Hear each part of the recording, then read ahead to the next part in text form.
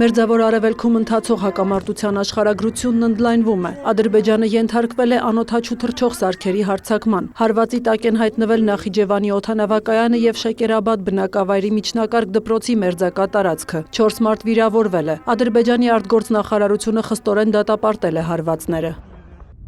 Ադրբեջանի տարածքի վրա այս հարձակումը հակասում է միջազգային իրավունքի նորմերին ու սկզբունքներին եւ նպաստում է տարածաշրջանում լարվածության աճին։ Պահանջում ենք Իրանի Իսլամական Հանրապետությունից հնարավորինս սեղմ ժամկետում պարզաբանել վերոնշյալ հարցը, բացատրություն տալ եւ անհրաժեշտ հրատապ միջոցներ ձեռնարկել ապագայում նման միջադեպերի կրկնությունը կանխելու համար։ Ադրբեջանական կողմն իրեն իրավունք է վերապահում համապատասխան միջոցներ ձեռնարկել։ Ադրբեջանում Իրանի դեսպանը կանչվել է արտգործնախարարություն թեմայի շուրջ Ադրբեջանի արտգործնախարարը հեռախոսազրույցներ է ունեցել Թուրքիայի, Վրաստանի եւ Իսրայելի իր գործընկերների հետ։ Իլհամ Ալիևն էլ Նախիջևանում տեղի ունեցածը քննարկել է Թուրքիայի նախագահի հետ։ Միջադեպին անդրադարձել է նաեւ Ադրբեջանի պաշտպանական գերատեսչությունը շեշտելով Իրանի հարձակումը Նախիջևանի վրա անպատասխան չի մնա։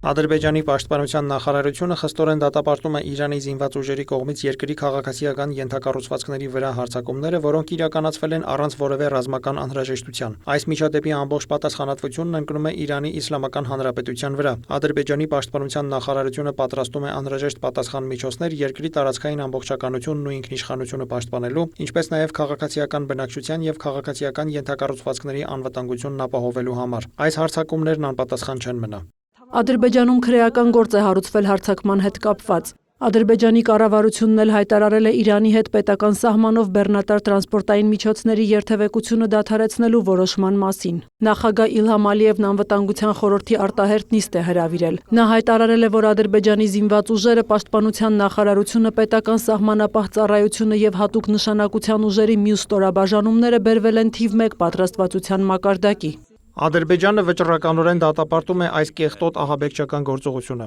Դա իրագործողները պետք է անհապաղ պատասխանատվության ենթարկվեն։ Իրանական կողմը պետք է պարզաբանումներ տա Ադրբեջանին, իսկ այն անձինք, որոնք իրականացրել են այս ահաբեկչական գործողությունը, պետք է քրեական պատասխանատվության ենթարկվեն։ Մենք չենք պատրաստվում համակերպվել Ադրբեջանի դեմ այս անհիմն ահաբեկչական գործողության եւ ագրեսիայի հետ։ Մեր զինված ուժերին հանձնարարվել է նախապատրաստվել եւ իրականացնել պատասխան միջոցներ։ Ալիևը հավելել է, Ադրբեջանը չի մասնակցել եւ չի մասնակցի Իրանի դեմ գործողություններին եւ հետաքրքրված չէ հարևան երկրների դեմ որևէ գործողություն իրականացնելով։ Իրանի արտաքին գործերի փոխնախարար Քազեմ Ղարիբաբադին հերքել է երկրի առնչությունը Նախիջևանում իրականացված հարձակմանը։ Նրա խոսքով Իրանը հարևան երկրներին չի հարվածում։ Այս միջադեպը պահանջում է մանրակրկիտ հետաքննություն։ Նա ընդգծել է, որ Իրանի հարվածների թիրախ կարող են դառնալ միայն այն երկրները, որոնք իրենց տարածքը տրամադրում են Իրանի հակառակորդներին ռազմաբազաներ տեղակայելու համար։ Իրանի զինված ուժերի գլխավոր շտաբը եւս հերքել է երկրի առնչությունը անօդաչուներով գրոհին։ Իրանի Իսլամական Հանրապետությունը հարգելով բոլոր երկրների, մասնավորապես մահմեդական եւ հարևան երկրների ինքնիշխանությունը, հերքում է զինված ուժերի կողմից Ադրբեջանում անօդաչու թռչող սարքի արձակումը։ Նշել են գերատեսչությունից միևնույն ժամանակ հավելելով, ըստ իրենց անցկացրած հետաքննության հարձակումը ձեռնարկվել է Իսրայելի կողմից։ Չնայած իրանական կողմի հայտարարություններին, Ադրբեջանի պաշտպանության նախարարությունը շարունակում է պնդել, որ այդ հարվածները հասցվել են հենց իրանական ԱԹՍ-ներով։ Ըստ գերատեսչության տեխնիկական միջոցների օգնությամբ արձանագրվել է, որ Իրանի զինված ուժերի կողմից 4 ԱԹՍ է ուղարկվել Նախիջևանի ուղղությամբ, որոնցից 3-ը թիրախավորել են քաղաքացիական ենթակառուցվածքներ, իսկ մեկը խոցվել է ադրբեջանական բանակի կողմից։ Իրանը հերքում է նաև մարտի 4-ին Թուրքիայի տարածքի ուղղությամբ հրթիռի արձակումը, որը խոցվել էր ՆԱՏՕ-ի ՀՕՊ համակարգի կողմից։ Իրանի զինված ուժերից հայտնել են, որ հարգում են հարևան եւ բարեկամ Թուրքիայի ինքնիշխանությունը։ Այս միջադեպի առնչությամբ նախագահ Ռեջեփ Էրդողանը հայտարարել է, որ Թուրքիան համապատասխան նախազգուշացումներ է արել։